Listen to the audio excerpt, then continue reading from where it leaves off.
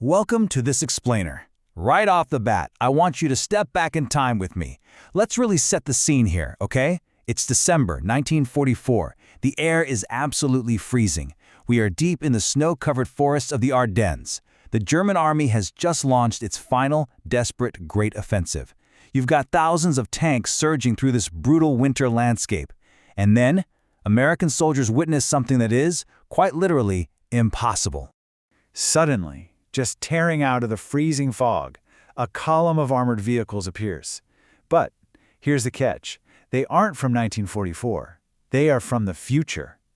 Imagine this. An entire, modern U.S. Army armored brigade has just dropped directly into the middle of World War II.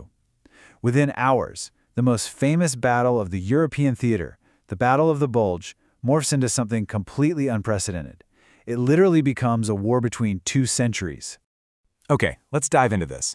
At first, reports of these vehicles are just dismissed entirely by headquarters. They assume the scouts are just exhausted from the terrible weather and the intense fighting. They're expecting to see standard Sherman tanks, maybe the new Pershings, or at best, some experimental prototypes. But the reality is staring them right in the face.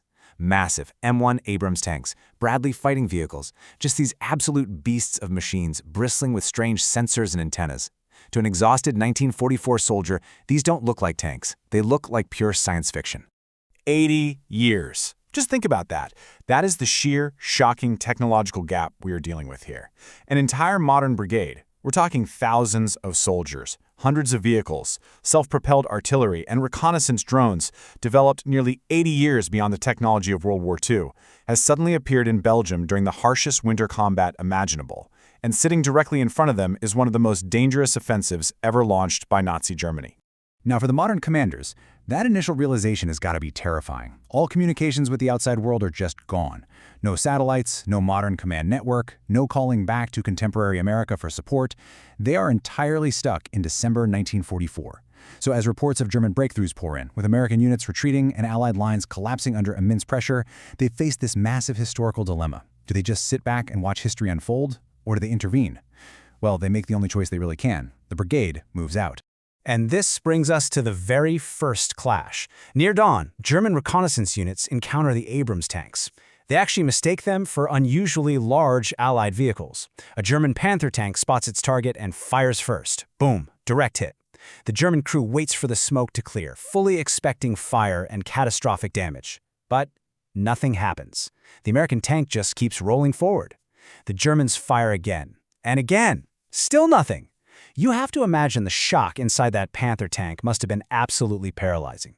Then, the Abrams returns fire. One round, one hit, and the Panther simply ceases to exist. Just gone. This single, explosive moment completely shatters the German tank crew's lifelong understanding of armored warfare.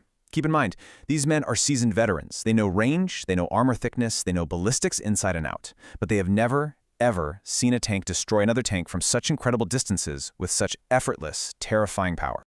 And this brilliantly illustrates what happens next out on the battlefield. The veteran German army realizes pretty quickly they are facing something terrifying, and they try to adapt because, well, good armies always adapt. They start avoiding direct engagements, they hide in the dense forests, and they deploy coordinated anti-tank teams. But their 1944 tactics are met with modern countermeasures. Tiny reconnaissance drones begin circling above. To the Germans, they just look like strange birds. But suddenly, artillery starts landing with impossible accuracy. Convoys just vanish. Hidden troop concentrations are discovered within minutes. It dawns on them that sheer numbers can no longer compensate for this level of technology. Because the enemy is seeing everything, the whole shape of the battlefield begins to change. And it's not just because of the mounting casualties, it's because of fear. The psychological collapse actually starts way before the military collapse. Wild rumors spread through the Wehrmacht like wildfire. Talk of miracle weapons, technology from another world entirely. Entire units become hesitant to even move. Tank crews flat out refuse to cross open terrain. Every shadow becomes suspicious, and every single aircraft overhead creates absolute panic. Let's look at how this builds into the brigade's ultimate weapon. Because the real terror here isn't just the sheer firepower, it's the unprecedented battlefield awareness and real-time coordination. Look, World War II armies operated in a constant, heavy fog of confusion, dealing with delayed orders and failed communications. But the modern brigade? They think and coordinate vastly faster. They see patterns that 1944 generals literally cannot even comprehend. They predict movements, they anticipate attacks before they happen. It's a brutal inequality. Warfare, at this moment, has become fundamentally unfair. But let's slow down for a second here, because total dominance isn't as simple as it appears on paper. There's actually an unexpected twist that threatens to undo the modern brigade entirely. It's a creeping, quiet threat that no amount of advanced firepower can solve. We're talking about the logistics trap. Think about it. Every single Abrams tank requires jet fuel, and those resources simply do not exist in 1944. Plus, they have massive modern maintenance needs. Every single spare part is totally irreplaceable.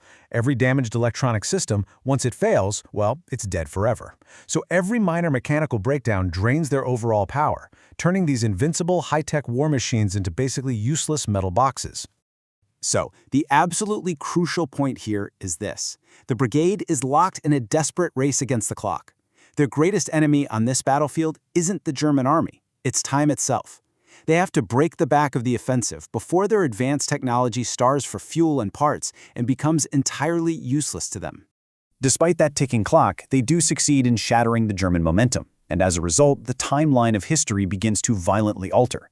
Within weeks, the Battle of the Bulge collapses way ahead of schedule. Over the coming months, Hitler starts receiving these unbelievable reports of invulnerable tanks and invisible drones, becoming totally obsessed and demanding answers that simply don't exist in 1944. And then, over the years and decades following, Allied engineers get their hands on this tech. The entire timeline fundamentally bends as governments demand explanations for the impossible. I mean, just imagine introducing these specific technologies: advanced radar, digital displays, composite armor, precision-guided munitions, literally decades early. Even a brief exposure to these systems entirely shatters the limits of 1944 science. Research programs accelerate overnight. Scientific theories suddenly gain unexpected confirmation. When humanity is exposed to these kinds of innovations, our basic assumptions about what is mathematically and physically possible change forever. Because technology changes expectations, right? The war ends differently, perhaps earlier, perhaps with far fewer casualties, perhaps resulting in a totally unrecognizable post-war world. But the deeper, lasting impact here is that humanity has glimpsed tomorrow. Once people know for a fact that a tank that never misses, or a system that can literally see through forests is actually possible, they stop accepting limits. The future ceases to be just imagination. It becomes hard, undeniable evidence. Now, what's really fascinating about this entire scenario is the core philosophy behind it. Because honestly, this story was never actually about the tanks. It wasn't really about Germany or the Battle of the Bulge. It's about perspective.